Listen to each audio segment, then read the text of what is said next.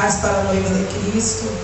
Mais uma noite de vitória, onde estamos na casa do Senhor, para dar a Ele aquilo que é merecido, o meu melhor e o teu melhor. Amém? Quantos estão comigo aqui para dizer amém?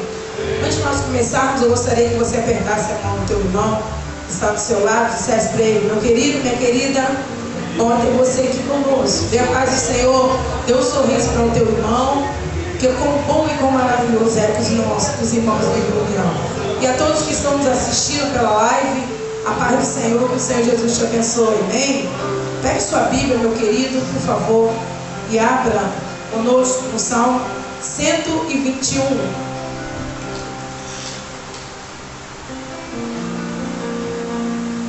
Aleluia. Salmo de número 121.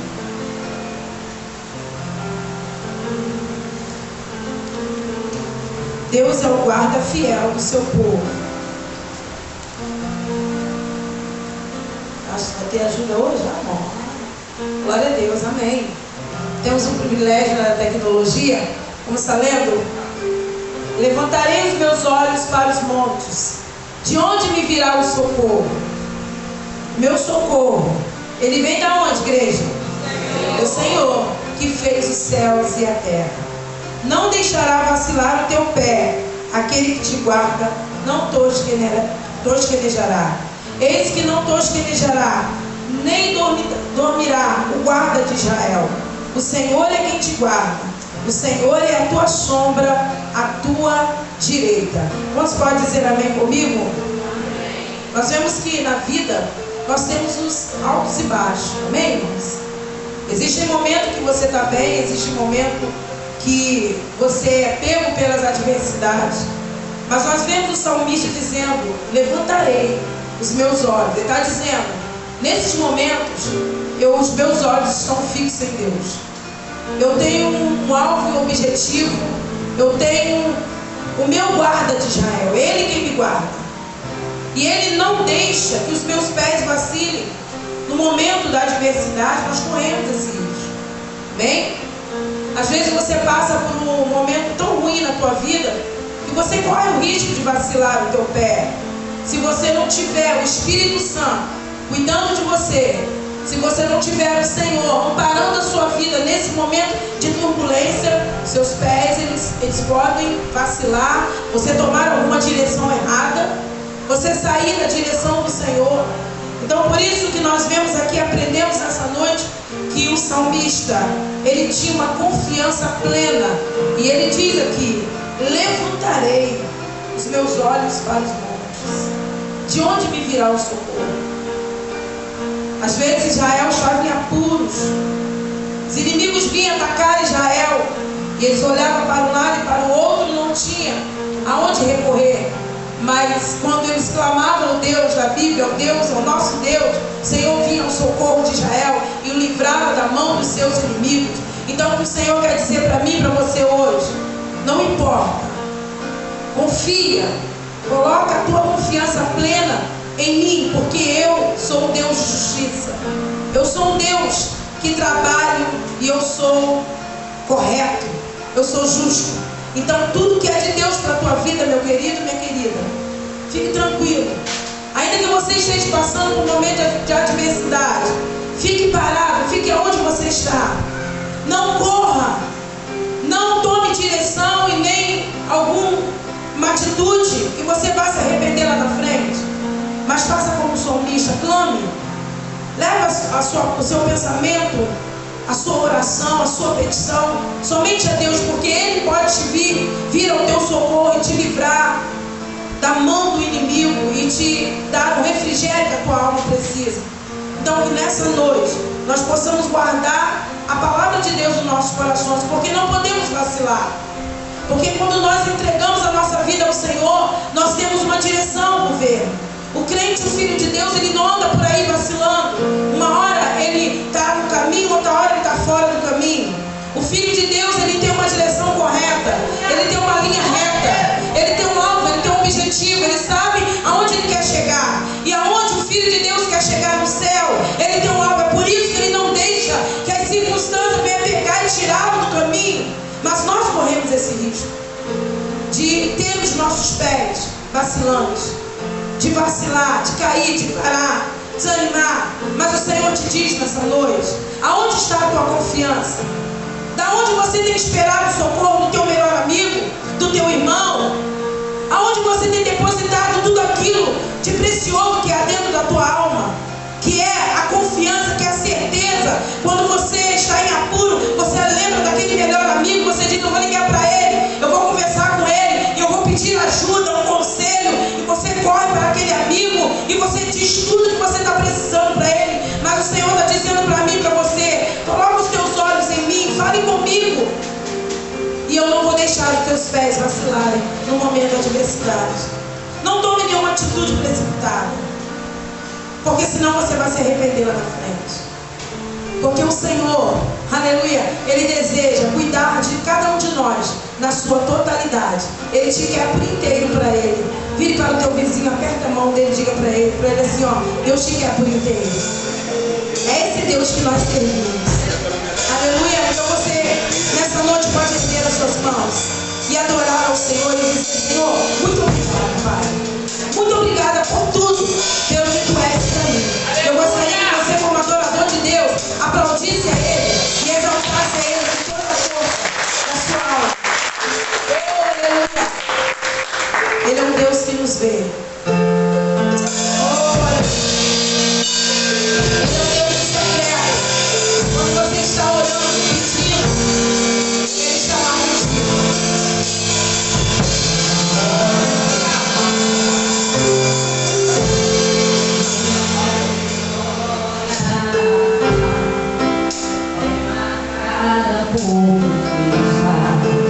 Minha alma glória,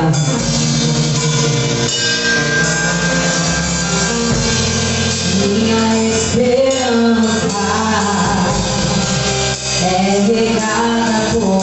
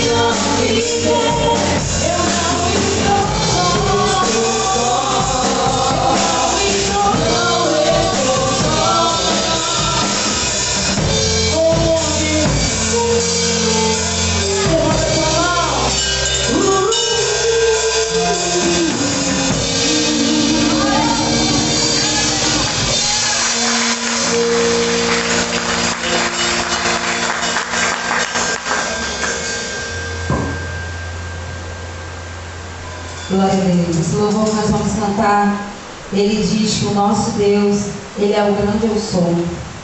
Quando Moisés estava ali, em frente àquela sarça, ele não conhecia Deus, ele não sabia quem era Deus. Ele estava num momento ali da sua vida crucial, onde Deus estava confirmando o chamado da vida de Moisés. Talvez essa noite, Senhor, esteja face a face contigo. E se você estiver perguntando, Senhor, quem tu és? O que tu queres de mim? Ele está dizendo para você: eu sou o grande eu sou. Eu sou o que sou, e fora de mim não há Salvador. Eu tenho um chamado na tua vida, eu tenho uma obra, eu tenho algo especial contigo. Não fique procurando entender como eu vou fazer. Somente glorifique o meu nome, porque eu sou um grande, eu sou um todo-poderoso. E eu tenho a tua vida na palma das minhas mãos. Você crê nessa noite? Declare nessa noite o grande eu sou. Aleluia.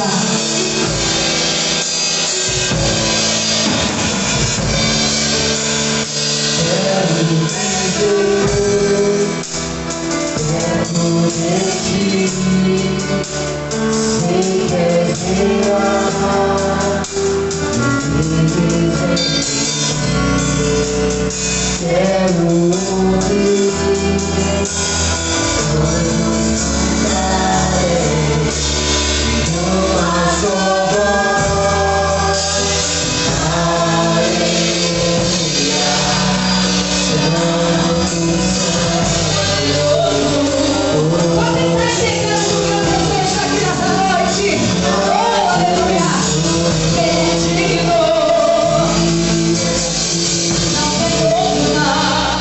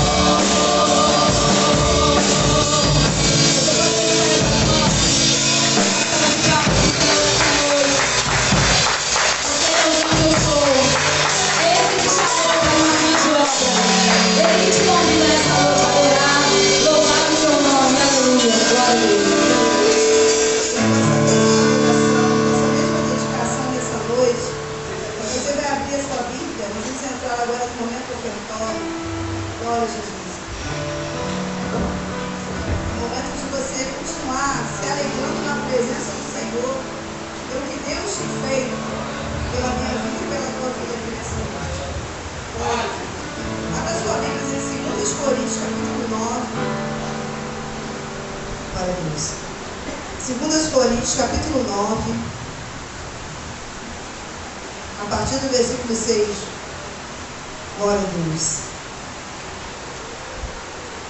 2 Coríntios, capítulo 9, versículo 6. Diz assim a palavra de Deus: E digo isto, que o que semeia pouco, pouco também se fará. E o que semeia em abundância também se fará.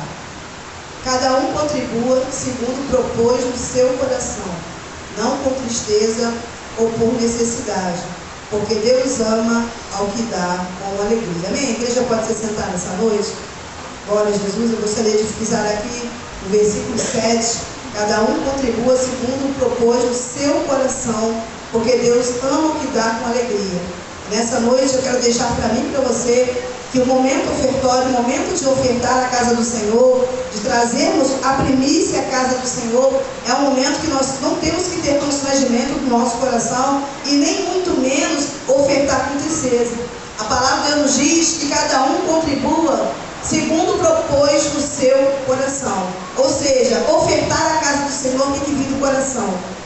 Tem que vir por amor, tem que ser com alegria, porque Deus ama aquele que dá com alegria. E quando muitas das vezes viemos trazer a casa do Senhor a nossa primícia, a nossa oferta, muitas das vezes é muito fácil ofertarmos quando temos muito, quando está sobrando, não é verdade? Então a gente tem aquela facilidade de tirar da oferta, porque, poxa, tem bastante, mas muitas das vezes Deus nos coloca à prova, porque Deus ama aquele que dá com alegria, mesmo quando ele está com dificuldade.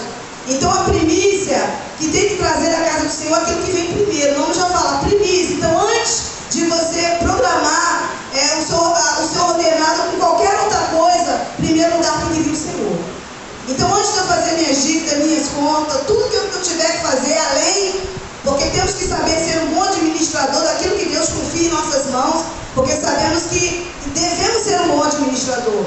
Porque quando não administramos bem, a gente passa por período de provações, de luta, e podemos colocar aqui até mesmo aquela viúva que simplesmente tinha seus 2 filhos. Quando Eliseu aumenta ali o azeite da viúva, sabemos que quando o esposo dela faleceu, deixou ela com dívida, deixou ela ali endividada, e o Senhor, Ele vai prover com aquilo que ela tem em casa e vai aumentar a sua bênção ali, porque Deus vai usar aquele azeite e ela vai pegar emprestado com seus vizinhos e vai ser multiplicado ali. A bênção de Deus vai entrar na casa daquela mulher e o outro Deus vai dizer assim: agora você vai.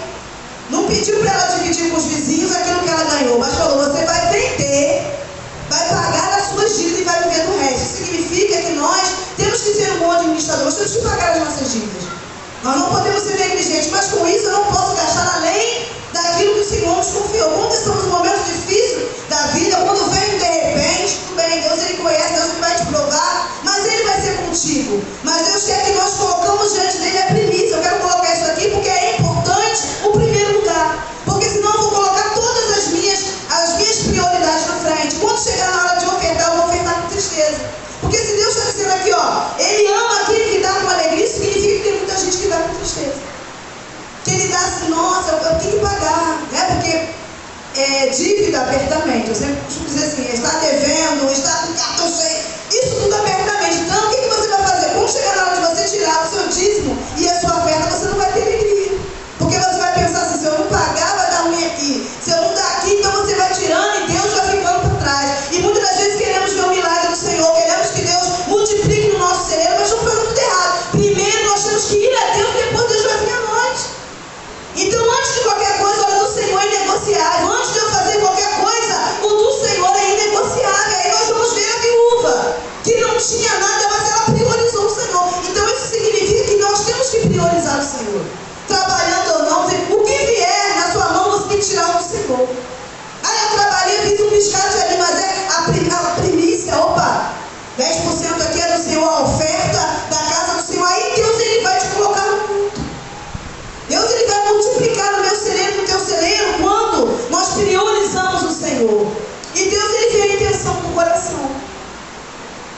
Porque se eu chegar aqui e dar com muita tristeza, porque vai me faltar a pagar uma dívida ou fazer qualquer coisa, a minha oferta não vai ser feita. Porque Deus, Ele ama o que dá com alegria.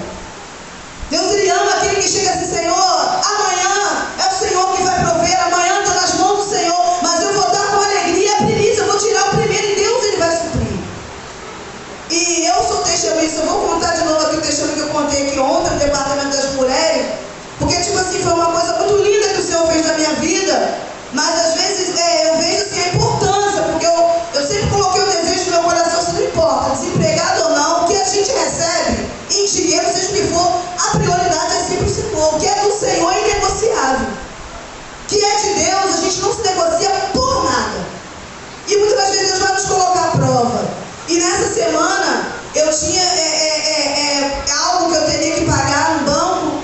E coisas de banco, como eu falei aqui, tem um prazo, porque se você não pagar naquele dia, dá aquele juro imenso, enrola tudo, e tem que ser pago. E eu estava tranquila, até porque eu estava confiando no homem. E nós não temos que confiar na força do homem, porque muitas vezes você faz um projeto, você programa algo, mas tem um processo no meio do caminho. Muitas coisas podem acontecer no meio do caminho, muitas das vezes para te frustrar. E eu estava muito segura que naquela data eu teria aquele dinheiro, eu iria pagar e ia dar tudo certo. Porque estava tudo certo, irmão, não tinha nada que pudesse estar errado aos meus olhos. Mas Deus, Ele prova, porque quando nós ministramos a palavra do Senhor Jesus, Deus, Ele também nos coloca à prova para ver se nós vamos continuar sendo fiel ao Senhor. E nessa semana eu tinha uma prestação para pagar no dia 20, eu falei, isso é tudo correto, normal, então nem esquentei que fez. Vai chegar o dinheiro, vai bater, vai dar certinho, está na bênção. E chegou no dia 20, eu estou na loja trabalhando, era um dia da oração aqui, e eu estava ali, não vi na oração, mas eu estava ligada lá, orando ao Senhor, mas eu estava com a cabeça tranquila, porque vai depositar o dinheiro, vai dar tudo certo.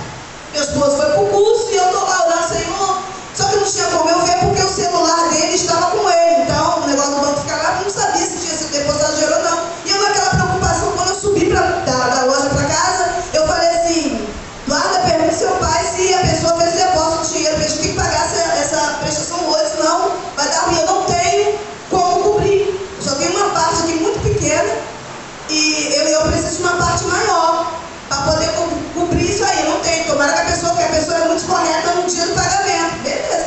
Daqui a pouco a pessoa manda mensagem dizendo assim, eu não consegui, vai esperar algumas semanas, aí não tem nem previsão de fazer o depósito. Eu falei, Jesus, e agora? E agora? Eu não tenho de onde tirar. E eu falei assim, Senhor, não vou murmurar, porque nós temos que confiar no Senhor. E Deus pede que nós venhamos confiar no Senhor. Para Deus multiplicar, você tem que ser fiel a Deus. Né? E com a nossa pouca força, mesmo desempregado, a gente é sempre fiel. Não diz, não, pelo pouco que entra, a gente é fiel ao Senhor. E quando somos fiel ao Senhor, o Senhor também nos socorre quando precisamos. E eu fiquei ali, eu subia, tudo começou a me preocupar, não, se tiver que sofrer o dano, nós vamos sofrer o dano. Mas não vamos murmurar, porque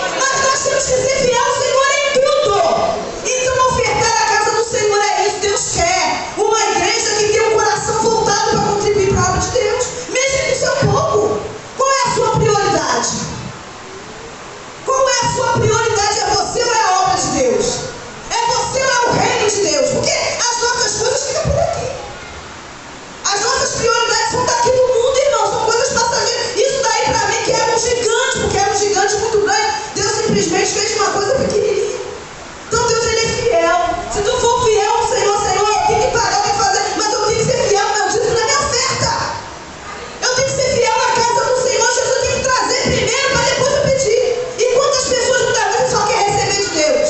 Senhor, eu quero, Jesus me dá, mas quando chega na hora do Senhor, ele fecha o coração dele. Ele não tem alegria, ele tem tristeza no coração, tem que dar. Ah, está pedindo muito. E muitas vezes não temos pena nenhuma de gastar com os nossos direitos da vida. Às vezes vamos no shopping, gastamos à vontade, às vezes saímos, compramos e não temos pena nenhuma. No reino está pedindo muito.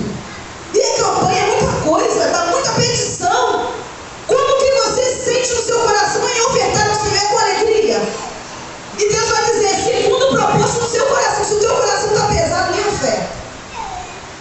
Se o teu coração está bem pesado, está pedindo muito, eu vou dar para esse meu pastor, vai ficar falando, nossa, eu sou obreira, sou uma diaconisa, eu tenho que ofertar, porque senão, eu tenho que dizimar, senão a igreja, o pessoal vai chamar minha atenção, mas você não tem alegria. Se está pesado o meu coração, que eu nem venha trazer a oferta ao altar.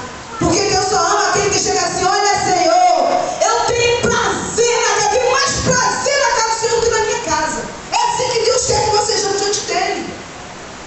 Antes de você tem que vir o Senhor. Antes de qualquer coisa tem que vir o Senhor. Sabe por quê? Tudo que você tem, que eu tenho, quem dá o Senhor. É a vestimenta, é o trabalho. E eu vou falar muito mais, com emprego ou sem emprego. É como se meu marido tivesse empregado. Deus sempre tem suprido nossa necessidade em glória.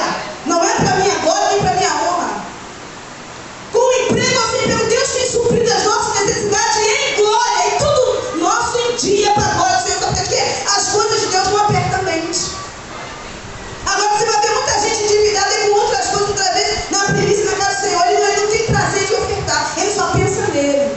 Mas o que tu junta aqui de tesouro vai ficar aqui. Mas o que tu juntar no céu, Deus está vendo, porque Deus não precisa do nosso dinheiro. Deus não precisa disso, não, irmão. A questão não é o dinheiro, Deus está te provando. Ele quer ver se você é apegado às coisas daqui. E com tudo mesmo, com desemprego, primeiro eu te deu. Ah, mas não, primeiro eu te deu, depois o resto, as dívidas Deus vai suprir. Deus tem suprido até hoje. Para a glória do Senhor Jesus. Eu gostaria de colocar, esse testemunho de alegria. Era necessário falar isso, porque Deus, ele ama aquele que contribui com alegria. Levante-se nessa noite, adorando ao nome do Senhor Jesus. Teu ministério de louvor vai estar louvando, nós vamos estar orando. Você entrega a tua oferta, que você trouxe aí no seu dízimo. Temos Pix. Você, a presença diante do Senhor, o que você vai fazer segundo o propósito do seu coração. Porque Deus ama e Ele é fiel com a sua vida nessa noite.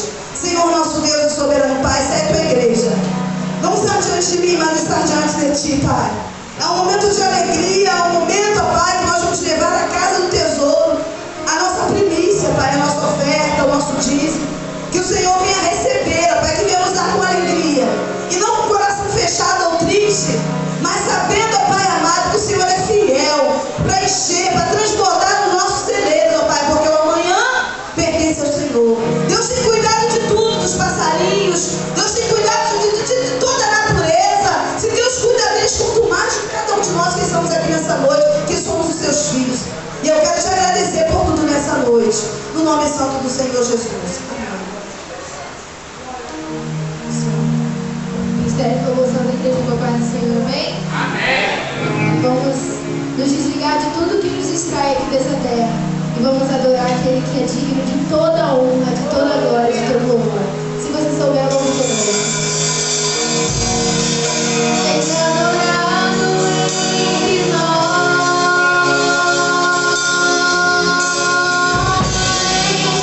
Desejado aqui.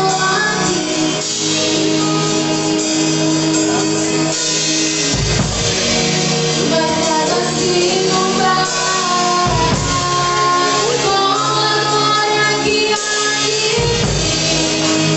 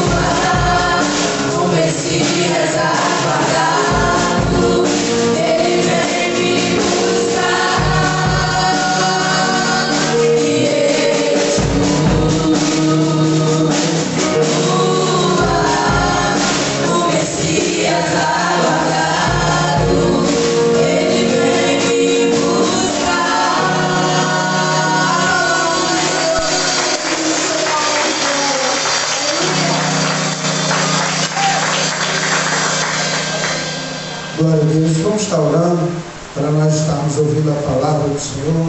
Convidar desde já o nosso pastor, presidente. Nós vamos estar orando, entregando o nosso pastor nas mãos do Senhor, para que o Senhor, através dos seus lábios, venha falar ao nosso coração em nome de Jesus. Estenda a tua mão para cá, em nome de Jesus, amado Deus e eterno Pai. Aqui, ó Pai, está o teu filho diante da tua presença, diante da tua palavra. Ó Deus, já ouvimos, ó Pai, a primeira parte entoada aqui neste lugar, através do louvor, onde o Senhor, ó Pai, falou, ó Pai, através do louvor. E eu creio, ó Pai, também que o Senhor irá falar através da sua palavra. Por isso, ó Deus, toma o teu filho em tuas mãos, usa o teu filho, ó Pai, com poder e grande glória, para a glória do teu nome aos nossos corações, em nome de Jesus. Amém. Amém. Pai do Senhor para todos, uma boa noite, em nome de Jesus. Nós estamos mais uma noite aqui reunidos para louvarmos e bendizermos o nome do Senhor. E eu tenho certeza que Deus tem uma palavra para a sua vida, para o seu coração. Amém? Glória a Deus. Vamos abrir então a palavra do Senhor, o no livro de Efésios, capítulo 5, versículos 14 e 15. Efésios, capítulo 5, versículos 14 e 15. Diz assim a palavra do Senhor: por causa disso me ponho de joelhos perante o Pai de nosso Senhor Jesus Cristo, do qual toda a família nos céus e na terra toma o nome. Amém? Você pode sentar em nome de Jesus.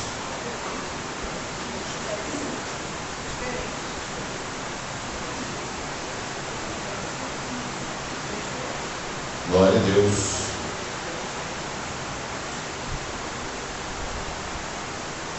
Diferente texto.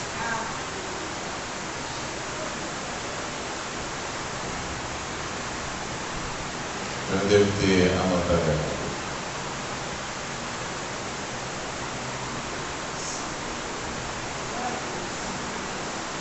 Acontece nas melhores famílias. Glória a Deus. Aleluia.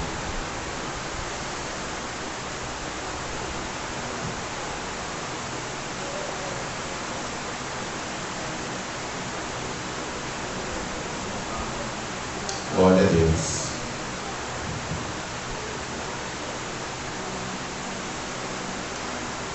Muito bem. Vamos ler Efésios. Acompanhe na sua Bíblia aí, sentado mesmo, Efésios, capítulo 2, 19. Desculpa. Não é o texto que eu li também, vou ficar devendo para vocês. Efésios, capítulo 2, versículo 19.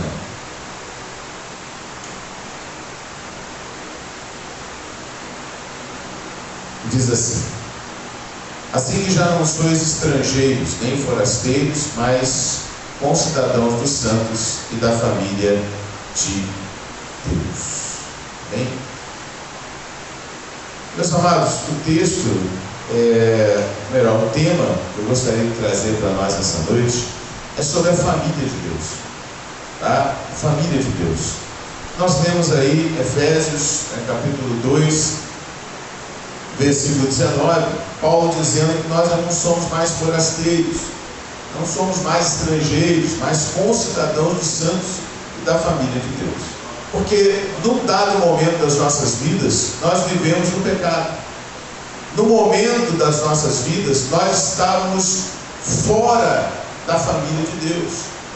João, no seu Evangelho, capítulo 1, ele diz, versículo 14, que a todos quantos o receberam, deu-lhes o poder de serem feitos filhos de Deus.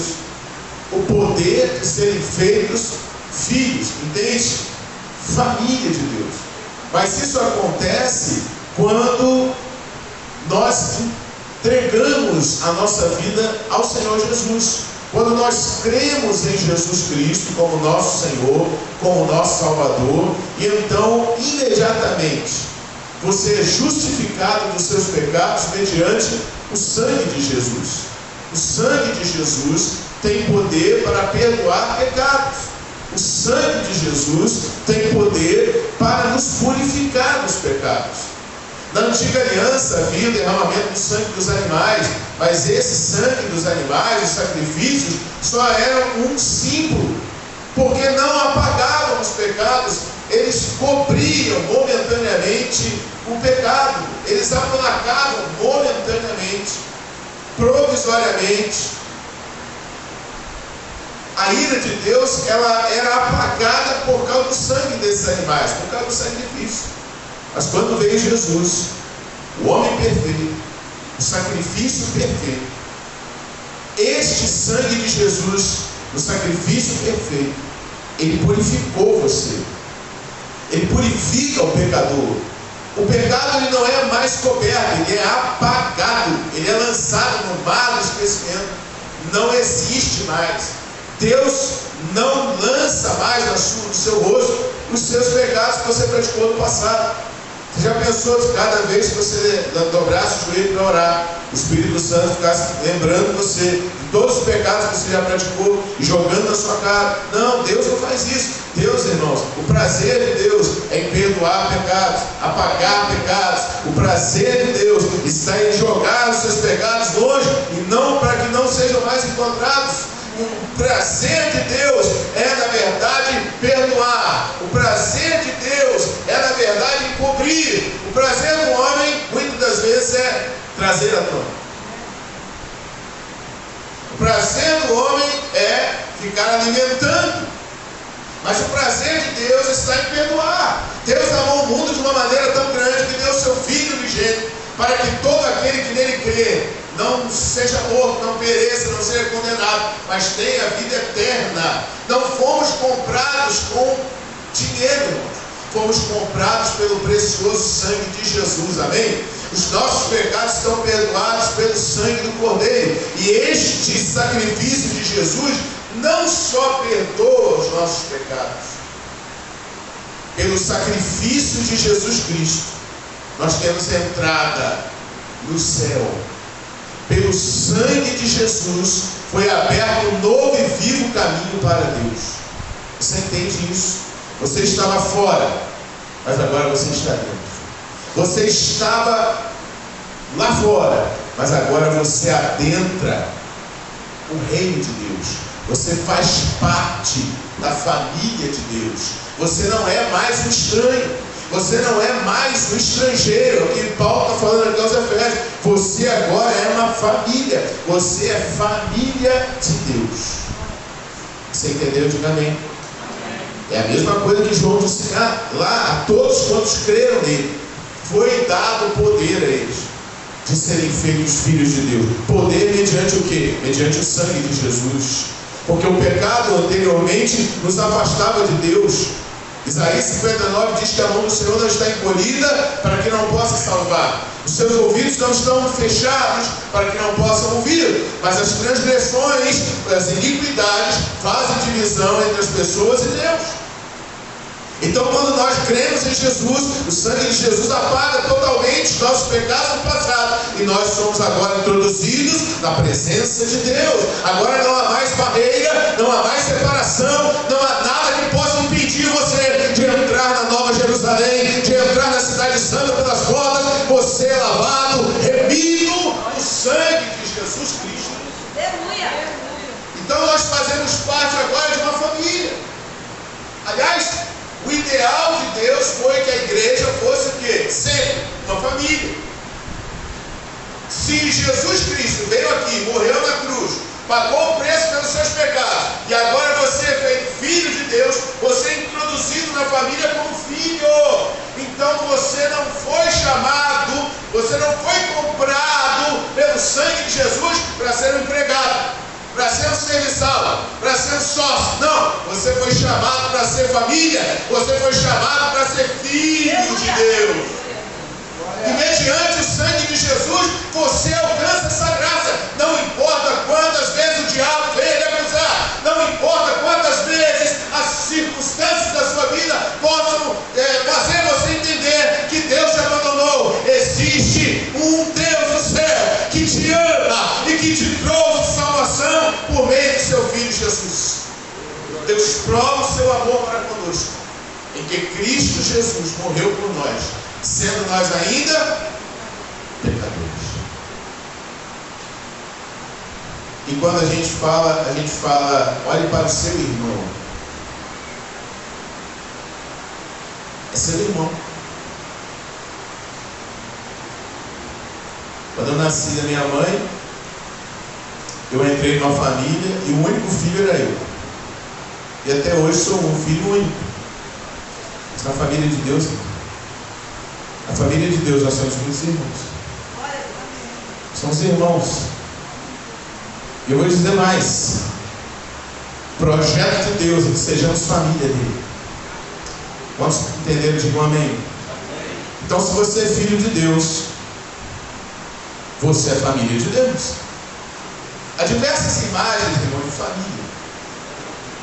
Os homens criaram no decorrer da história muitos tipos de família. E Paulo vê a igreja, quando ele fala, com Timóteo, ele vê a igreja como família.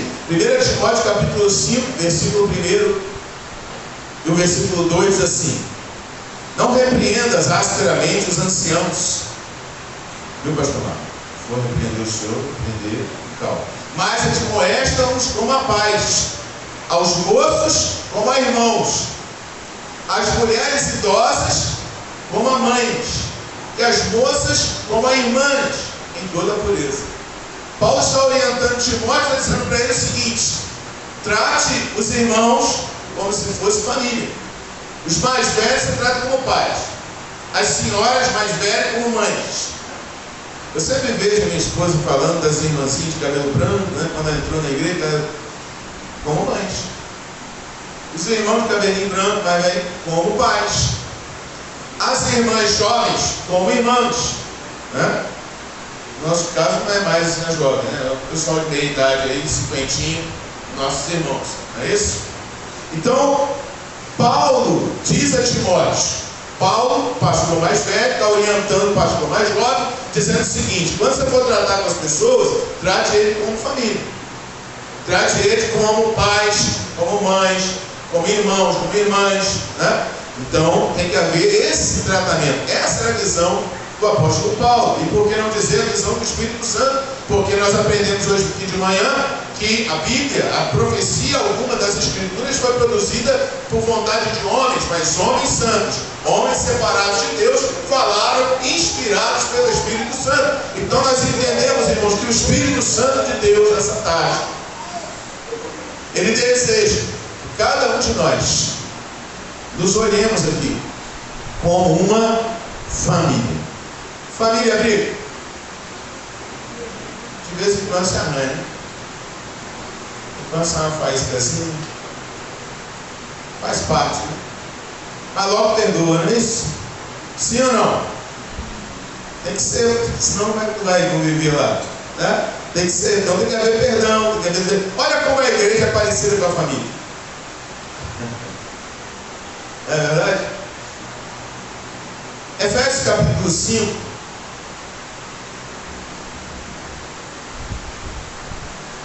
Eu não vou ler esse texto de novo.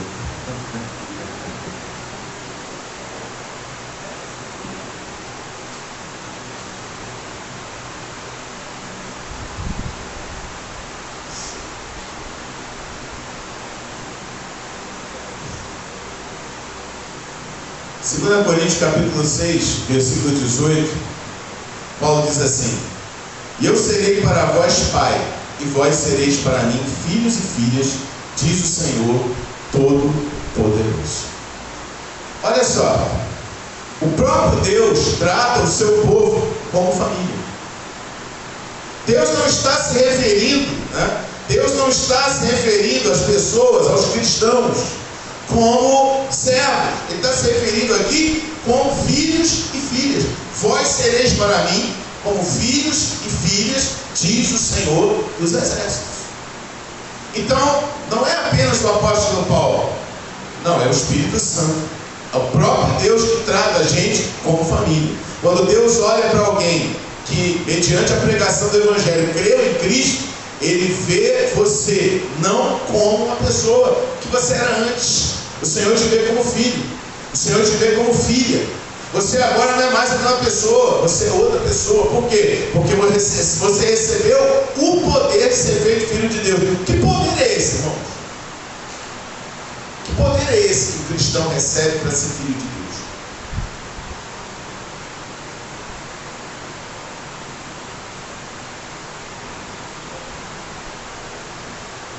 Hein, gente?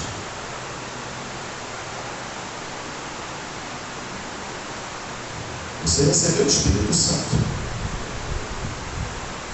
Se você não tem o Espírito Santo, você não é filho de Deus. Se você não recebeu o Espírito de Deus, se o Espírito Santo não habita em você, você não é da família de Deus.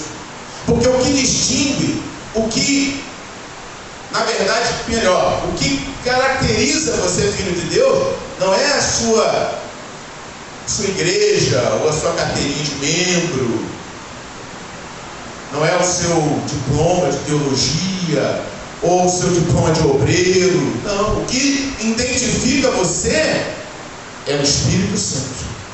Se você tem o Espírito Santo, você é de Deus, você é filho de Deus. Mas se você não tem o Espírito Santo, ué, pastor, eu estou na igreja há tanto tempo, não importa quanto tempo de igreja você tem, não importa se você é obreiro, se você não é, não importa se você tem dom ou não tem dom, o que vai identificar você é o Espírito Santo. Como é que a gente identifica isso? Pelo fruto, irmão. O fruto do Espírito. Você tem que conviver. Você tem que conviver com a pessoa para conhecer. Não é pelo título. Não é pela carta de recomendação que você trouxe de outra igreja. Não é pelo tempo de evangelho que você tem. Não é pela data do seu batismo. Não, é pelo Espírito de Deus na tua vida. Se você tem o Espírito Santo, você é filho de Deus. Se você não tem o Espírito Santo, você não é filho de Deus. Aí João vai dizer o seguinte, que aquele que vive na prática do pecado, ele é filho do diabo. Mas aquele que é filho de Deus, ele não pode viver pecando. Por quê? Porque o que está nele é semente de vida. O que está no cristão, filho de Deus? O Espírito Santo. Se o Espírito Santo está numa pessoa, ele não tem prazer no pecado, ele tem prazer nas coisas de Deus. Ele tem prazer na palavra, na oração. Ele tem prazer na comunhão com o Espírito, na comunhão com Deus. Porque o Espírito está pronto, a carne está doente. A carne ela é doente, ela é contaminada pelo vírus do pecado. Quando Jesus fala a carne é fraca, não quer dizer que a carne não tem força. Irmão, a carne é muito forte. A palavra fraca ali significa alguém que está com astenia, doente. Né? No grego é doença. Alguém que não tem força por estar doente, por estar contaminado. Essa mudança de tempo, tem um monte de gente pegando virose aí, dor de garganta, né? Febre, e fica doente, quer ficar deitado, e, enfim, isso é uma virose. Então o que acontece com a pessoa? Ela perde as forças, ela só quer ficar deitada, não tem ânimo para nada. Então Jesus disse o seguinte: o Espírito está pronto para as coisas de Deus. O Espírito está pronto para a oração, o Espírito está pronto para a palavra, o Espírito está pronto para buscar a presença do Espírito Santo, mas a carne, nesse sentido, ela está doente. Entende, querido? Aquele que é filho de Deus, ele anda pelo Espírito. Aquele que é filho de Deus, ele produz o fruto do Espírito. Aquele que é filho de Deus, ele não anda na prática do pecado. E isso identifica se você é família de Deus ou se você não é. Você pode ter a sua vida inteira dentro da igreja. O que vai determinar se você é filho de Deus ou não é a presença do Espírito Santo. Se você entendeu, diga glória a Deus. Preste atenção. Como é que começa uma família?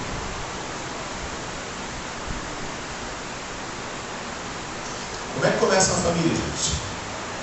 Deixará o homem, seu pai e sua mãe, iniciar sua mulher, serão os dois uma só carne. Isso é casamento. É assim que começa uma família. Jesus, irmãos, ele coloca para nós exatamente a figura de um casamento, para exemplificar Cristo e a igreja. Só que tem uma questão aí, né? Paulo ele vai se referir à igreja, tá? como uma noiva. Quando ele fala lá para os casais, na Efésios 5, né? Aí no versículo 32 ele diz: grande é esse mistério, digo, porém, a respeito de Cristo e da igreja. Ele se refere a Cristo e a igreja. Ele está falando de casamento. Ele está falando que a mulher deve honrar o marido, deve respeitar. A partir do versículo 22 por ali, ele começa a falar que o homem tem que amar a mulher, como Cristo amou a igreja e tal. Só que depois ele explica o seguinte: ele dá muitas instruções para os casais. Ele dá muita instrução, é um texto belíssimo, um texto maravilhoso para trabalhar em jantar de casais, em conferências para casais, em reuniões de casais. É um texto maravilhoso. Só que ele explica no 32 o seguinte: grande é este mistério, digo, porém, a respeito de Cristo e da igreja. Então ele usa a figura do casamento para exemplificar Cristo e a igreja.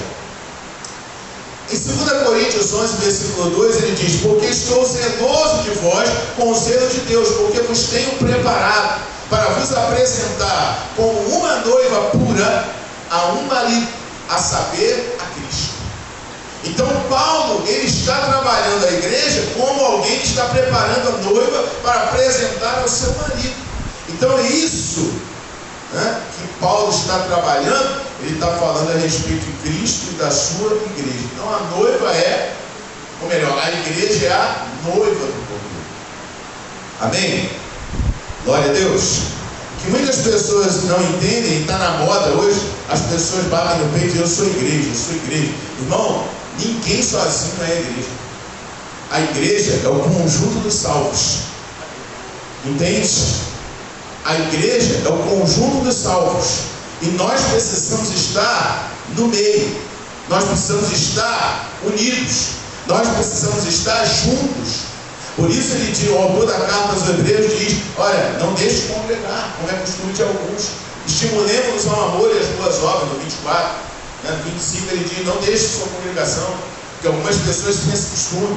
Mas antes, admoestai-vos uns aos outros, ainda mais quando vedes que o fim vai se aproximando. E nós estamos perto do fim. Amém, queridos?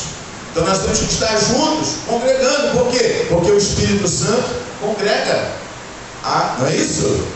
Lá em Efésios 4 ele diz o seguinte: a uns ele deu para pastores, apóstolos, profetas, evangelistas, professores, mestres. Por quê? Querendo o aperfeiçoamento dos santos, querendo o aperfeiçoamento da igreja, querendo que nós sejamos aperfeiçoados. Agora, se ele deu ministérios à igreja, se ele estabeleceu funções, pessoas para funções específicas dentro do corpo de Cristo, então como pode ser o isolamento que as pessoas estão vivendo hoje, os desigrejados, como são chamados hoje, como pode ser essa vontade de Deus? Essa vontade de Deus sempre foi união, sempre foi junção. Jesus, ele disse para vocês: devem ser um, como eu e o Pai somos um. Nós temos que ser um. Então a vontade de Deus é, na verdade, que a igreja se una, que a igreja esteja junta, que a igreja esteja como um corpo.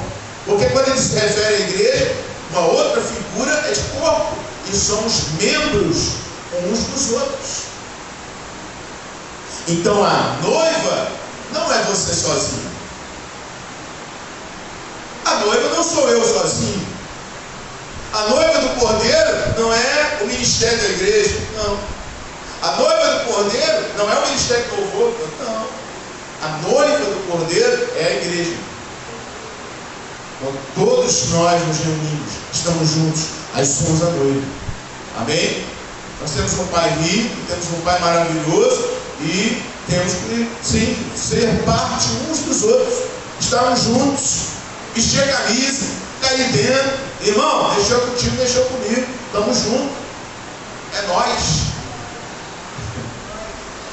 Tem a gíria aí, né, agora? Então a gente precisa ter essa ideia de corpo. Embora hoje algumas pessoas pensem que são, não, primeiro eu sozinho aqui, então eu vou procurar minha felicidade, minha alegria, vou procurar primeiro eu. Não, nós somos o corpo de Cristo. Jesus morreu na cruz para salvar a igreja, a sua noiva, e essa noiva é composta por cristãos. Somos membros do corpo de Cristo. Somos componentes da noiva, mas não somos a noiva. Nós compomos a noiva. Deu para entender? O conjunto é a noiva. Amém, amados? E existem algumas coisas, né, em casamento que sempre traz preocupação, sim ou não? Casamento é alegria? A maioria das vezes é.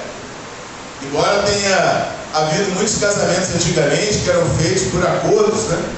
Eram feitos por... Quem fechava o casamento era o pai da noiva. E o pai muitas das vezes buscava o quê? O cara que tinha uma condição melhor, né? O cara que fosse somar a família. Então ele era muito acordo que visava ali muitas das vezes, né, dinheiro, visava muitas das vezes melhoria para a família. Né? Antigamente os acordos eram feitos entre os pais. Às vezes o noivo, a noiva nem conhecia o noivo. O pai ia lá, fechava com outro pai, com outra família. Quando...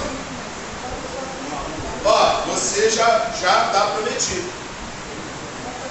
Quem é meu noivo? É o fulano de tal. Como é que ele é? Hoje não cabe mais isso, né, dentro da nossa cultura. Os jovens geralmente se apaixonam, né? Escolhem seus pares. E muitas das vezes os pais, concordando ou não concordando, eles vão casar de qualquer jeito. Hoje mudou muita coisa. Mas a verdade é que o casamento, hoje ainda, traz algumas preocupações. Quando começa o casamento? Quando começa o casamento? Começa no noivado, irmão. Porque quando você decide ficar noivo, o que acontece? A sua preocupação agora em comprar uma casa, se é o homem, né? Eu aprendi assim, que o homem tem que dar uma casa para a esposa. Então o homem tem que dar a casa, tem que começar a ver o terreno, começar a construir alguma coisa nesse sentido. Se eu não tenho condições de comprar o terreno e a casa, eu vou ver os móveis, eu vou ver alguma coisa, é a responsabilidade do homem, né? Então a mulher começa a se preocupar com algumas outras coisas, a festa, né? A família da noite se preocupa já com salão, com festa, né? Com... enfim. As pessoas começam a se movimentar já no noivado. Por quê? Porque agora já existe uma aliança para o casamento. Isso sempre foi assim. A Bíblia diz que Maria estava desposada com José. Havia um compromisso. E ela se achou grávida do Espírito Santo. Foi preciso um anjo aparecer lá ao José para dizer para ele: olha, rapaz, está nascendo com sua esposa, é fruto do Espírito Santo, foi gerado pelo Espírito Santo. Porque havia um contrato de casamento, tá? Então a noiva, ela começa, geralmente, a preocupação da noiva é com o vestido que ela vai usar. É ou não é verdade? Uma das maiores preocupações da noiva, vestido. E a noiva do cordeiro também tem um vestido. A noiva do cordeiro também tem que estar preocupada com o que ela vai vestir.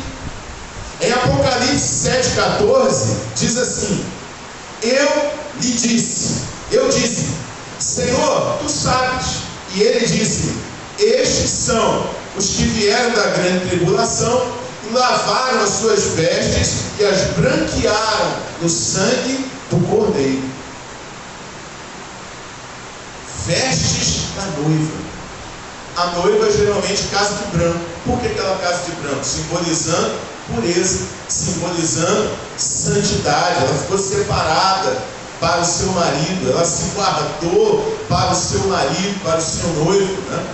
Os padrões da sociedade hoje são totalmente contrários a isso, né?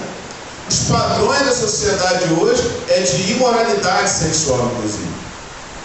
Nós não estamos olhando para o mundo, nós não estamos olhando para a nossa sociedade, nós estamos olhando para os padrões da Bíblia Sagrada, os padrões de Deus. E os padrões de Deus são os padrões da igreja, sim ou não? Os padrões da Bíblia são os padrões da igreja. Os padrões da igreja são os padrões da Bíblia. Porque a palavra de Deus, irmão, é o nosso fundamento. A igreja é alicerçada sobre o fundamento dos apóstolos, o fundamento de Cristo. A sua palavra.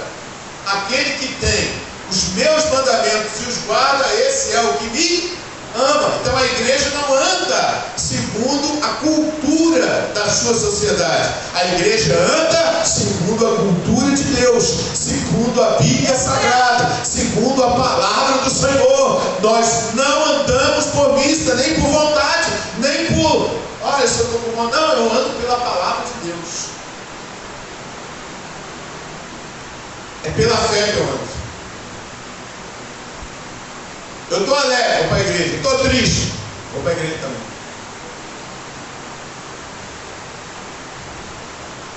Estou feliz da vida, tudo deu certo. Vou orar, vou buscar Deus, amém. E estou triste, não deu nada certo. Vou orar, vou buscar Deus da mesma forma. Ou até mais. Então a igreja não anda segundo as circunstâncias. A igreja não anda segundo os costumes das pessoas. A igreja anda conforme Deus, conforme a sua palavra. A igreja, ela lava as suas roupas no sangue do Cordeiro. Ele branqueia a roupa no sangue do Cordeiro. A igreja não se contamina. A igreja não se suja. A igreja não segue o costume do mundo. A igreja se santifica. A igreja lava as vestes no sangue do Cordeiro. Nós temos que ser como essa multidão que veio da tribulação, lavou o sangue, branquearam as suas vestes no sangue do Cordeiro. Você tem que lavar a sua vida no sangue do Cordeiro. O sangue de Jesus nos purifica de todo pecado. Se andarmos na luz, como Ele na luz está, temos comunhão uns com os outros. E o sangue de Jesus Cristo, seu Filho, nos purifica de todo pecado. Então a igreja, ela anda em Cristo, na luz, e branqueia suas vestes no sangue de Jesus. Amém? Diga comigo, vestes de santidade. Em Hebreus 12, 14, o pastor Marco vai citar, diz assim: segui a paz com todos e a santificação, sem a qual ninguém verá o. Então a noiva do Cordeiro se veste de quê? Vestes brancas. Branqueia onde? O sangue do Cordeiro. Se o sangue de Jesus apaga e perdoa e apaga pecados, então eu entendo que o que suja as vestes é o pecado. Então a partir do momento que eu me torno noiva de Jesus Cristo, eu não posso mais andar na prática do pecado. Eu tenho que santificar a minha vida. Eu tenho que andar nessa terra, santificando, branqueando, clareando as minhas vestes de santidade, porque eu sou uma noiva, indo ao encontro do noivo. Eu somos noiva do Cordeiro, preparando-nos para encontrar com o noivo. Quantos podem dizer amém? Amém. Glória a Deus. Os casamentos antigamente, na época de Jesus, estavam da seguinte forma: o pai achava a noiva, firmava compromisso. E a gente vê lá no caso de que Abraão manda o seu servo buscar uma esposa do seu filho, Isaac, que ele foi, levou joias, ouro. Por quê? Porque toda noiva tinha um preço a ser pago. Presta atenção. Numa sociedade onde a mulher era fonte de renda para a família, sabia disso? Quem fazia, a gente não tinha shopping não.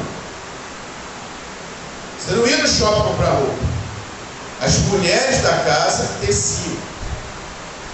As mulheres da casa plantavam e ajudavam na fabricação dos alimentos. As mulheres da casa, elas colhiam o leite. As mulheres da casa trabalhavam. A mulher virtuosa lá de Provérbios, que vocês gostam tanto, era uma mulher que acordava cedo e ralava, o dia todo ralando. A mulher cozinhava. Quando você tirava uma mulher da família, você estava tirando uma fonte de renda. Para compensar, era pago o dote. Lá em casa ele estava lascado, só deu um homem lá. Aí vocês têm filho e mulher, eles se gabar, né? Ficar bem. Aí, pastor, ficar bem. Porque toda filha que casava, o pai, a família recebiam um dinheiro, um dote, tudo assim. E era o pai que determinava.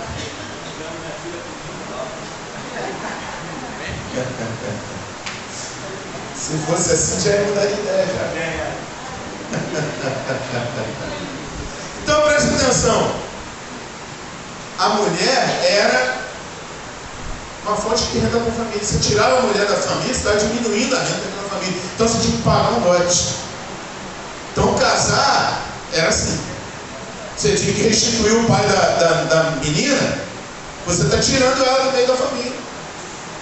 Porque agora quem vai fazer o trabalho dela? O pai pegava esse dinheiro do dote e contratava uma serva para que pudesse estar trabalhando na casa. Tinha que compensar, não era chegar lá, gostei de você, vou levar, né? Tem que pagar. Aí o que era noivar? O pai da noiva e o pai do noivo se encontravam, assinavam um contrato. E era pago o dote. Comprou a noiva, mas não pode levar. Tinha 1 ano do contrato do casamento, que era o noivado. Isso era firmado. Isso é igual ao casamento. Tinha uma certidão, um documento que assinava, todo mundo envolvido assinava lá. O noivo é noivo. A partir daí contava 1 ano para o noivo preparar as coisas do casamento, preparar a minha tenda, preparar, né? E para a família da noiva poder também se organizar, porque a noiva vai embora. Eu tenho que me organizar aqui, me dá um tempo aí. A minha filha não vai mais estar aqui, então eu tenho que. Vou pegar o dinheiro do dote, eu vou trabalhar, vou administrar aqui para que ela possa sair e me dê prejuízo. E da parte do noivo ele ia preparar a casa, preparar os móveis, preparar unir o casal. E hoje também é muito diferente. As pessoas noivas têm a preocupação, vou viver de quê? Vou morar onde? Né? Comprar os móveis. Eu quero uma geladeira. A minha geladeira custa R$4.000. O noivo olha assim,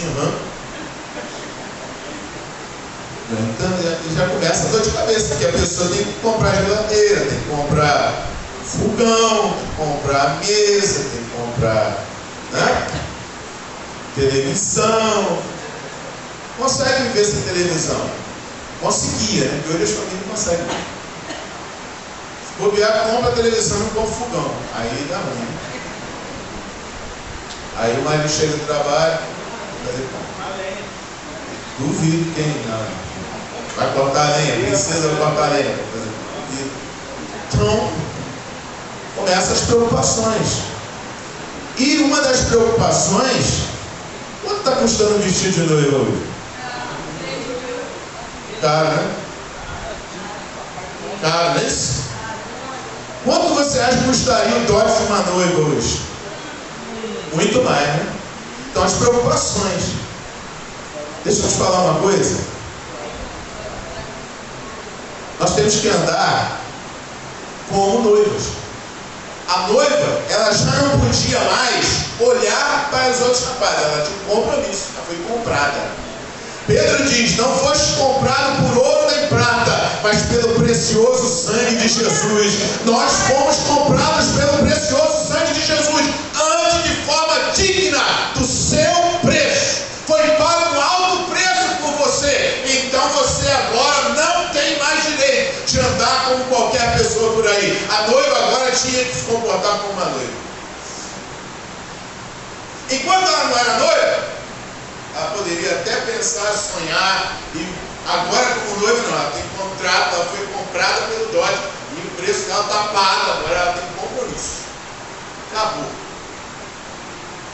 E o noivo também, por sua vez, honrar o noivo, permanecer fiel. Então havia um contrato de fidelidade. Olha o que Paulo fala em 1 Tessalonicenses capítulo 4, versículo 1. A partir do 1. 1 Tessalonicenses 4, a partir do 1. Finalmente, irmãos, vos rogamos e exortamos no Senhor Jesus, que assim como recebeste de nós, de que maneira convém andar e agradar a Deus, assim andai, para que possais progredir cada vez mais.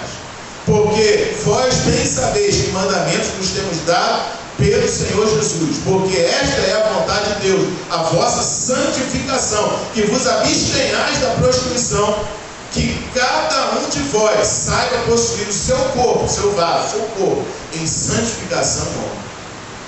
Então agora eu tenho que andar de uma forma Diferente do que eu andava. Quando eu estava no mundo, eu não tinha compromisso com ninguém. Eu podia andar como eu quiser, como eu quisesse andar. Mas agora que eu aceitei Jesus, agora que eu sou filho de Deus, um preço alto foi pago pela minha alma. Eu recebi a lavagem pelo sangue do Cordeiro, recebi de Deus agora a salvação. Agora, irmão, eu ando para agradar a Deus. Eu tenho um compromisso com meu noivo Jesus. Eu tenho um compromisso com Deus. Eu não me pertenço mais. Eu pertenço a Ele, comprado por Ele. Eu vou viver para Ele.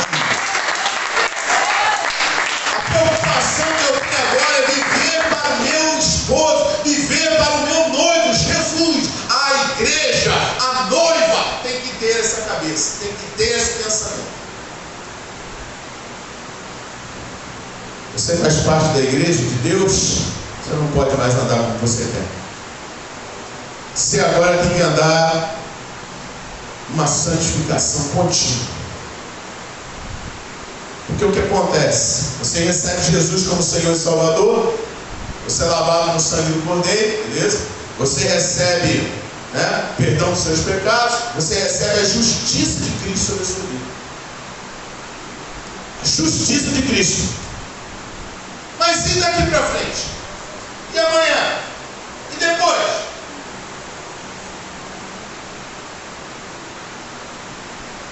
Fé, você crê, você recebe a justiça de Cristo. E amanhã? Fé também, só que no sentido de fidelidade. Agora eu vou andar com Deus. Agora cada passo dado é pensando no meu casamento. A noiva é assim. Cada coisa que eu for comprar, as minhas economias, tudo vai ser para o casamento. Vai ser para o meu vestido, vai ser para a minha festa, vai ser para as minhas coisas. Antigamente é isso, né? A menina começava a montar um enxoval. Hoje eu não sei mais o que é. Mas há um tempo atrás, a menina ficava noiva, ela começava a montar um enxoval. Aí começavam os parentes da coxa, cobertor, travesseiro. Começava a dar utensílios de cozinha. E a menina ia juntando, começando a montar um enxoval. Por quê? Porque eu vou casar. Eu tenho que ter um enxoval. Eu não posso entrar na minha casa sem nada. Então a preocupação dela agora é esse. Geralmente noivo é assim. Se o cara é rico, beleza. Mas se é pobre, igual a gente, agora não vou mais no cinema. Agora a gente vai juntar o dinheiro.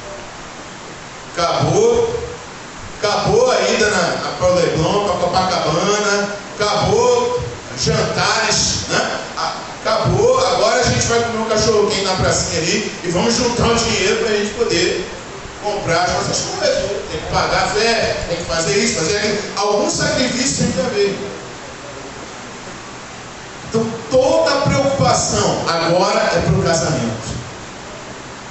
Você acha que você pode, como cristão, acordar e viver da forma que você quiser? Não, você tem um compromisso agora com o Senhor. Você foi comprado pelo precioso sangue de Jesus. Agora você não é mais dono de si mesmo. Você vai viver para Deus.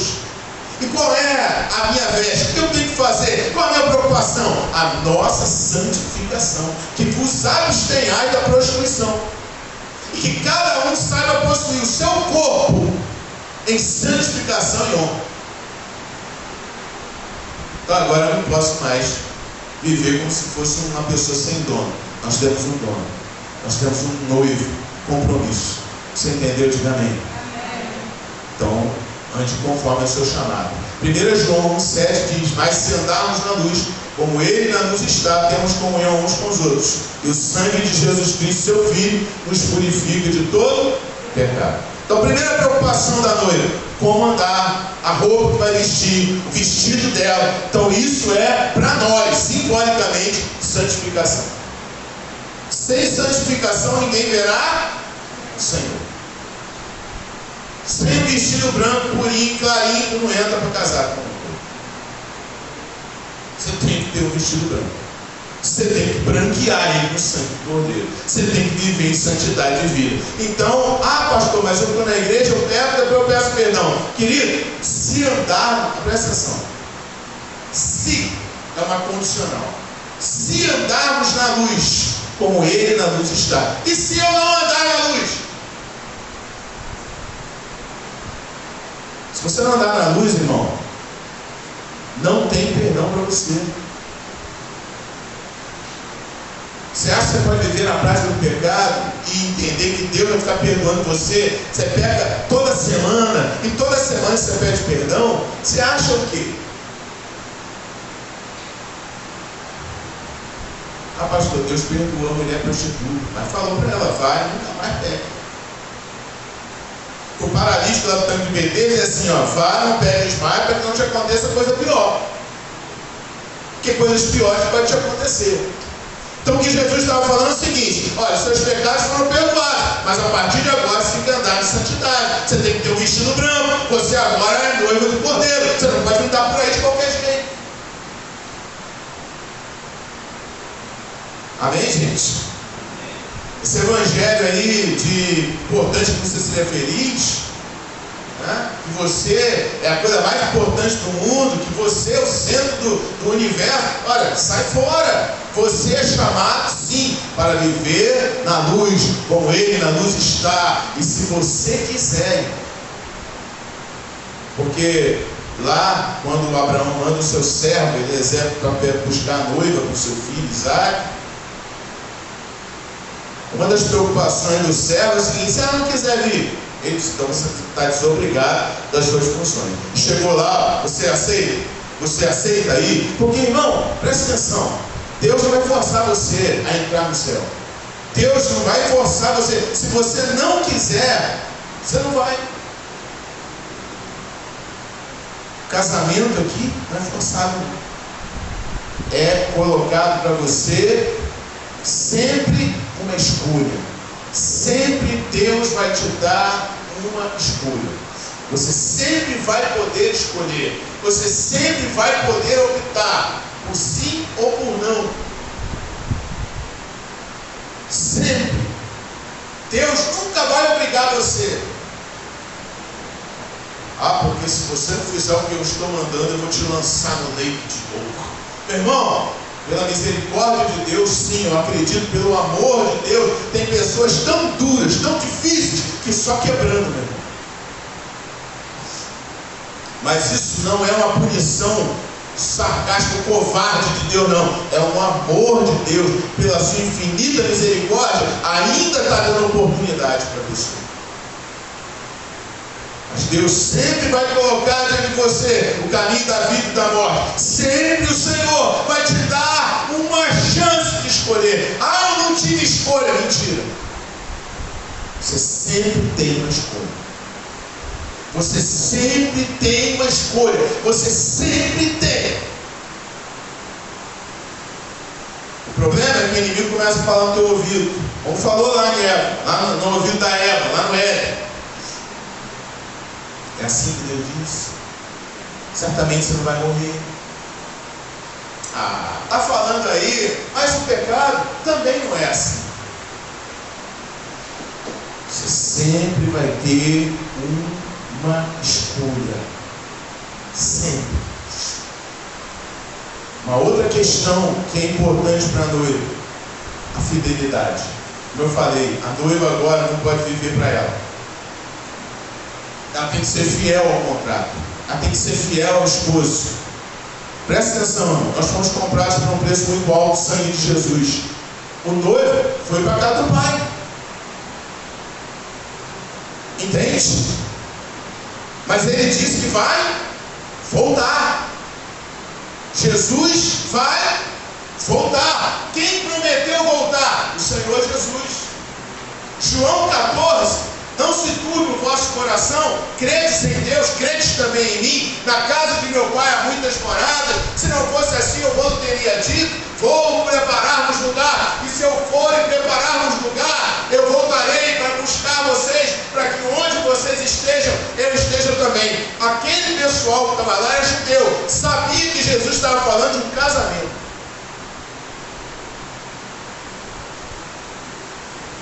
O noivo que compra a noiva, que volta para o pai, mas diz a ela assim: fica me esperando, querida, eu vou preparar tudo, e quando tudo estiver pronto, eu volto para te buscar.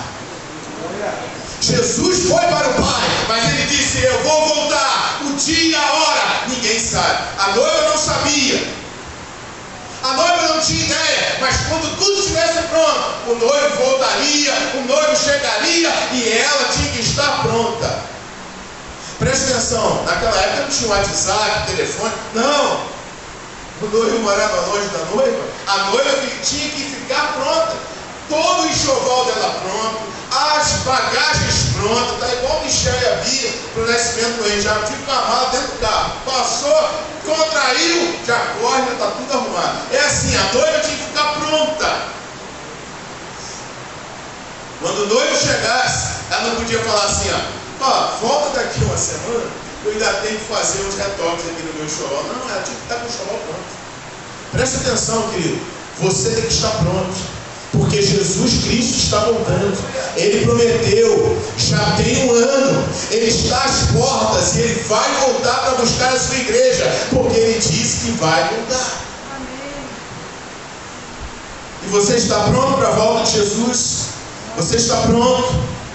Porque se você está aguardando o noivo, você precisa estar pronto.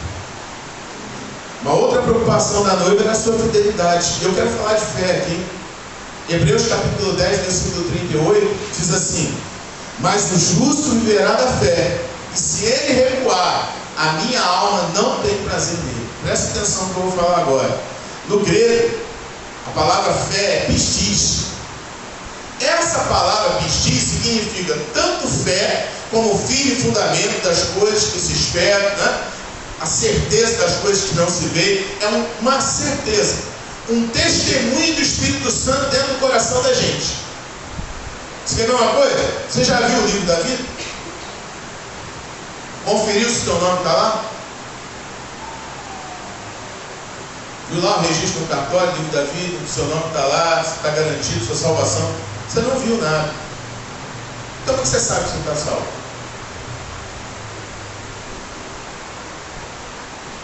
Existe um testemunho interno do Espírito Santo. A Bíblia diz que o Espírito de Deus testifica com o nosso Espírito que somos filhos de Deus. Irmão, o salvo não tem dúvida. Quando você fala, Jesus está voltando, o salvo não tem dúvida, ele tem alegria por dentro. O sangue de Jesus já me lavou, o Espírito de Deus habita em mim, eu ando em santidade de vida. Quando a trombeta tocar, eu vou subir direto, na primeiro. Mas se o Espírito de Deus não está em você, ele fica assim: como será isso, hein? Não sei, será que eu estou? Será que eu não estou? A dúvida dentro do coração já diz que você não está. Porque quem tem o Espírito Santo, ele tem testemunho interno do Espírito. Ele gera uma fé dentro de você e você não tem dúvida, você não tem medo, você não tem certeza, você não tem nem uma duvidazinha assim. Você tem a certeza, convicção: estou dentro, eu sou salvo, o Espírito de Deus habita em mim, estou só esperando tocar, eu vou subir. Você não tem dúvida. Isso é a fé. Mas existem textos que fé significa um resultado desse testemunho interno. Seria fidelidade. Vou ler de novo. Hebreus capítulo 10, versículo 38.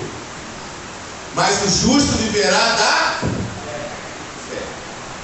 E se ele recuar, a minha alma não tem prazer nele. Agora vamos substituir por fidelidade. O justo viverá por sua fidelidade. Mas se ele recuar dessa fidelidade, se ele sair dessa fidelidade, se ele for infiel, a minha alma não tem prazer. Você entende isso? Você não pode recuar. Você tem que ser fiel ao seu noivo. Ele está demorando? Você acha que está demorando? Mas você tem que permanecer fiel. Porque se você sair da sua fidelidade, se você trair o seu Senhor, a alma dele não tem mais prazer em você. Então nós temos que ter preocupação com fidelidade. Apocalipse 2,10: ser fiel até a morte e dar-te-ei coroa da vida. Não é que você tem que ficar acreditando até a morte, é que você tem que estar disposto até mesmo dar a sua vida por amor a Cristo. Ser fiel até o ponto de morte. Ou seja, não é simplesmente um sentimento interno dentro do seu coração. É algo que vai te acompanhar no dia a dia. Você é fiel hoje, você é fiel amanhã, você é fiel terça, você é fiel quarta, você é fiel quinta, você é fiel sexta, sábado, domingo que vem, segunda da outra semana. Você é fiel, você anda em fidelidade. Mas se você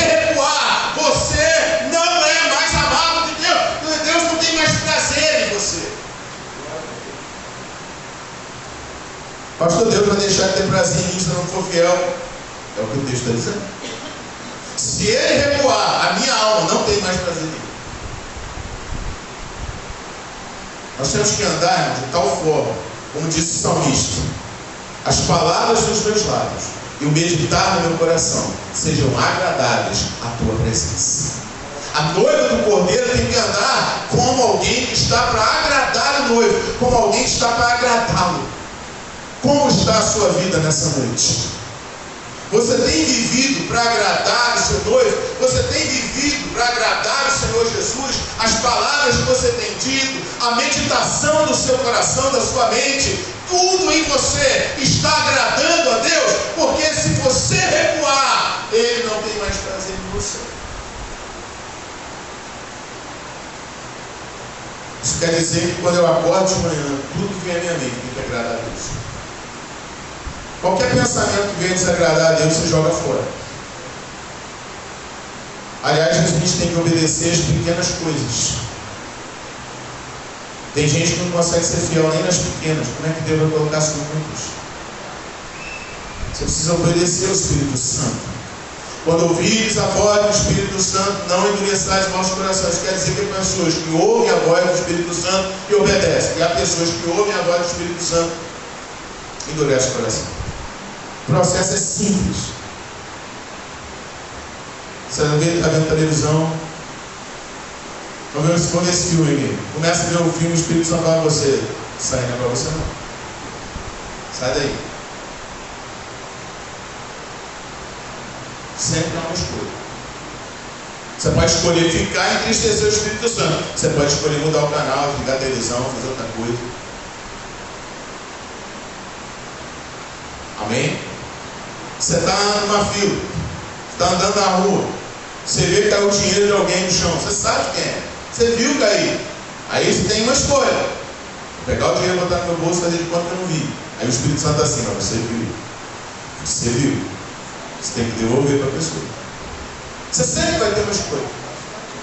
Mas se você começar a não obedecer a voz do Espírito, a não fazer o que é certo, a não cumprir, a não viver de forma santa, sabe o que vai acontecer? Você vai entristecer o seu noivo, você vai entristecer o Espírito Santo hoje, entristece amanhã, e até que o Senhor não tenha mais prazer em você. Você entendeu? Diga amém. Nós precisamos viver, irmão, de tal forma que nós venhamos a valorizar o preço que Jesus Cristo pagou na cruz do Calvário pelos nossos pecados. Em Timóteo capítulo 1, versículo 9, a Bíblia diz: retendo a firme e fiel palavra, que conforme a doutrina, para que seja poderoso, tanto para admoestar com a sã doutrina, como para vencer os contradizentes. Então nós temos que firme a fiel palavra, reter firme a fiel palavra de Deus. Em Hebreus 3, versículo 12, veja, irmãos, que nunca haja em qualquer de vós um coração mau e infiel para se apartar do Deus vivo. Por que a Bíblia está dizendo isso? Porque o nosso coração pode, em determinada situação, ser mau e infiel e se afastar do Senhor.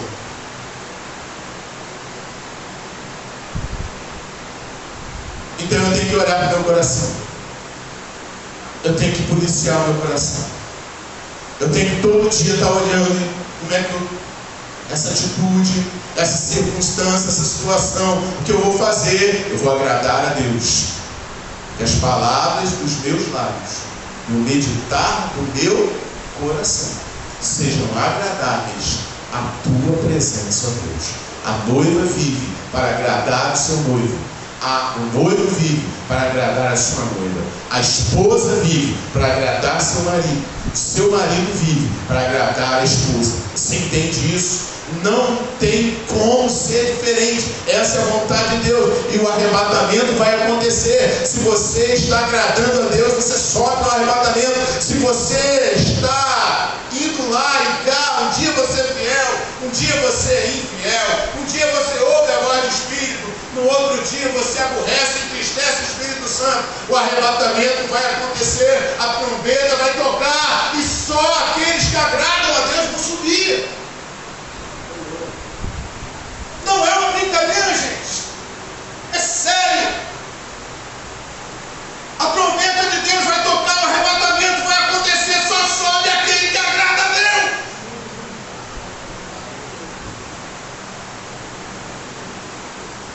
pastor, não estou nem aí, vou viver minha vida, correr atrás dos meus objetivos.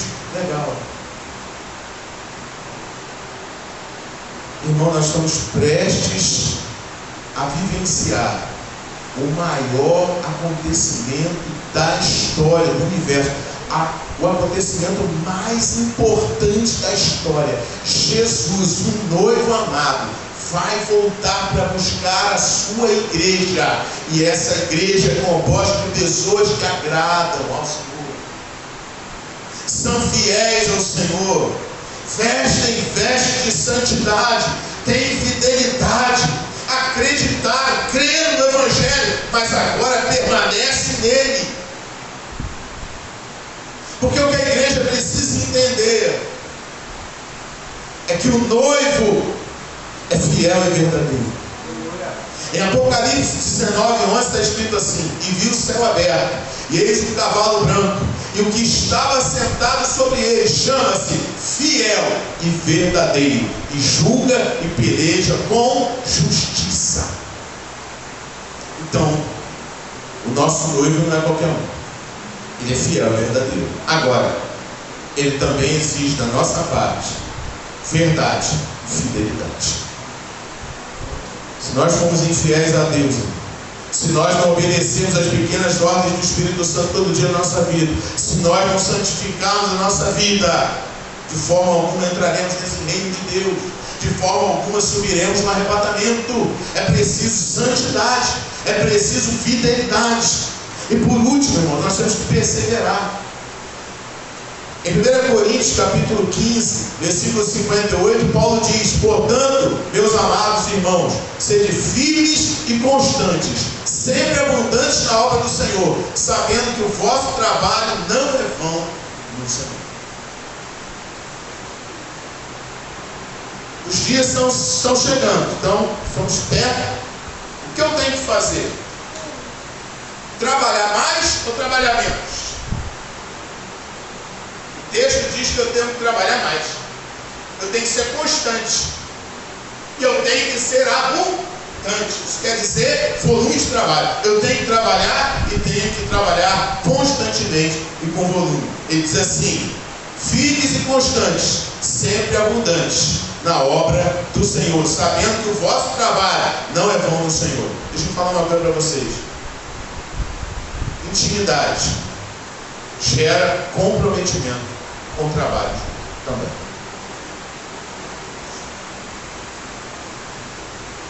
Você entendeu? Diga amém. Intimidade gera comunhão. Se eu estou em comunhão com minha esposa, ela vai para a cozinha, tem muita coisa para fazer. Se eu tenho intimidade, comunhão com ela, eu não vou sentar no sofá, cruzar a perna, pegar o controle remoto e deixar ela se lascando lá sozinha. Eu vou levantar e vou ajudar. Isso é parte do casamento. Isso é parte da convivência junto. Isso é parte do dever do marido, que deve inclusive se sacrificar pela sua mulher. A mulher pode dar tudo na mão do marido, beleza, se a mulher tá, mas o homem não pode também deixar a mulher se lascando e ele lá igual um rei. Isso é falta de amor, irmão.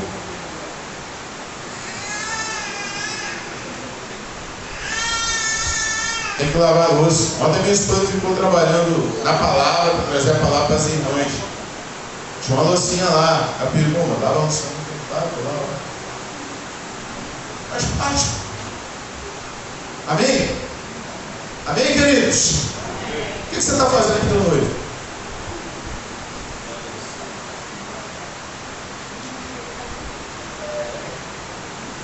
Você é noivo. Os negócios do seu noivo estão aí, ó.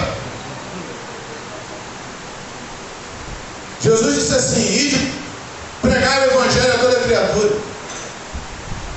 Ele diz: ide fazer discípulos, ensinando-os a guardar tudo que eu vos tenho dito, batizando-os em nome do Pai, do Filho e do Espírito Santo. Eu vou estar com vocês todos os dias até a consumação do século. Mas ele deixou uma hora.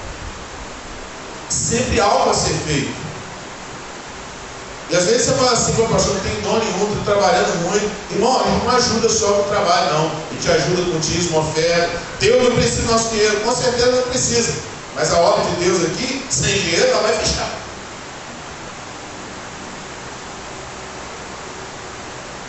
Deus precisa de cadeira? Pra gente. Deus precisa de ar-condicionado? Deus é Espírito. Deus não precisa de nada aqui. Isso aqui é pra gente. Deus precisa de energia elétrica? A obra de Deus também é feita com dízimos e ofertas. A obra de Deus é feita também com trabalho. A obra de Deus é feita de várias formas. Há várias maneiras de nós ajudarmos. Há várias formas de nós contribuirmos.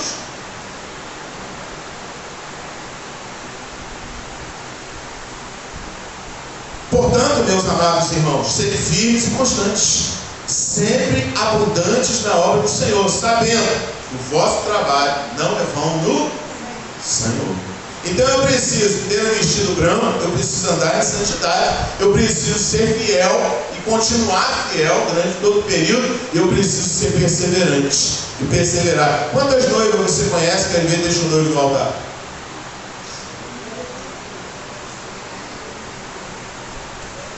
Pastor, tem noivo que deixa também, mas o nosso noivo é fiel e verdadeiro, ele não vai deixar. A questão é agora, aqui é a noiva. Nós precisamos ser fiéis, irmão, e perseverar. Nos últimos dias, tá? Serão dias difíceis, dias trabalhosos, mas a noiva fiel, ela persevera, ela não para, ela é constante, ela é abundante no trabalho do Senhor. Pode estar doendo, pode estar machucado, mas vai continuar. Os pés estão sangrando, mas não para da caminhada. Jesus falou, irmão, que a porta que leva à salvação é um caminho estreito, apertado, com espinhos, pedregais. Poucos são os que entram por essa porta. É preciso perseverança, igreja. Irmão, nada pode parar uma noiva determinada ao casamento. Olha o que Paulo fala em Filipenses 3,13.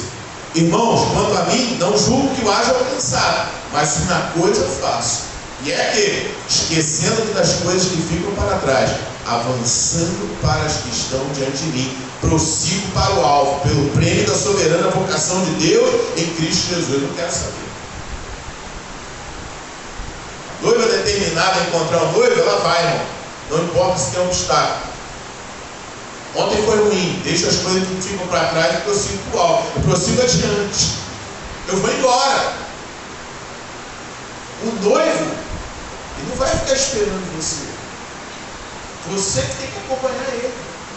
Você que tem que estar pronto quando ele voltar.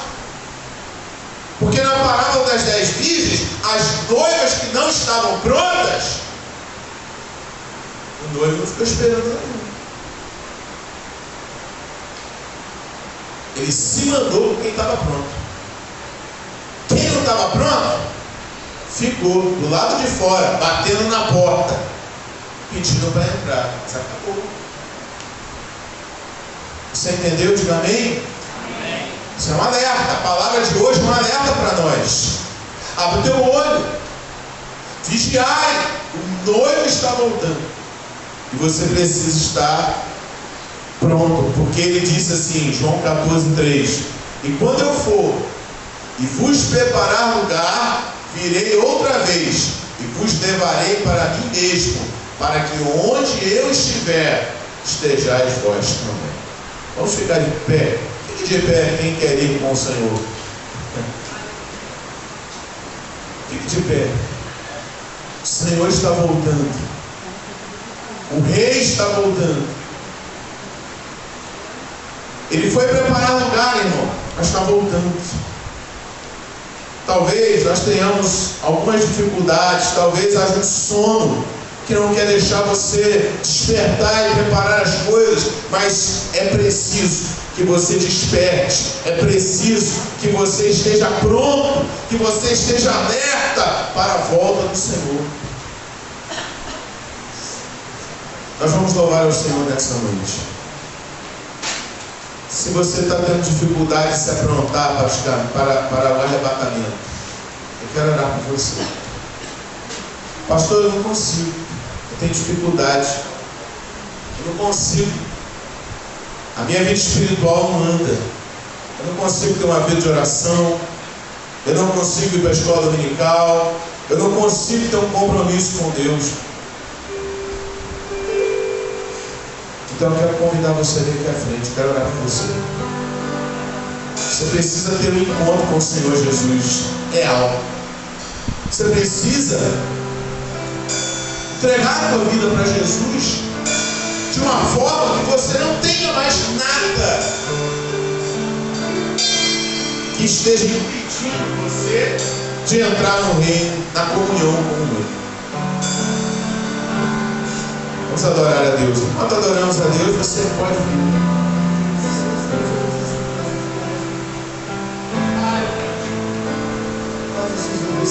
Vamos louvar ao Senhor Jesus nessa noite. Na presença de Deus. O Rei está voltando. Glória a Deus.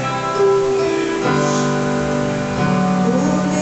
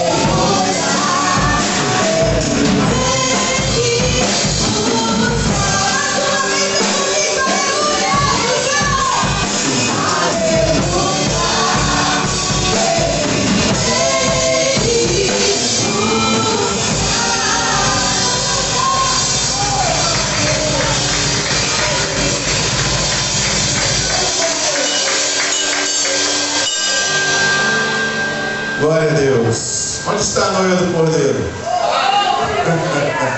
Aleluia. Você pode sentar nessa noite, em nome de Jesus. Estamos nos preparando para partir.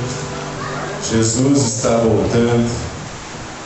Mas não sabemos o dia nem a hora que Ele vai voltar. Nós ainda estamos aqui. E para continuarmos aqui, temos coisas a resolver, né? Nós queremos receber e agradecer a presença do irmão Samuel e Francilene, o casal bonitão ali, juntamente com seus filhos. Amém? A igreja quer recebê-los como bem-vindos. Sejam bem-vindos em nome de Jesus. Amém. Que Deus abençoe os irmãos. Estejam à vontade. Essa igreja está sempre de portas abertas para vocês, tá bom? Muito obrigado mesmo, de coração. Eu gostaria de chamar aqui a secretária, ela vai fazer os anúncios, né? E depois eu quero falar de um assunto, porque ainda nós estamos aqui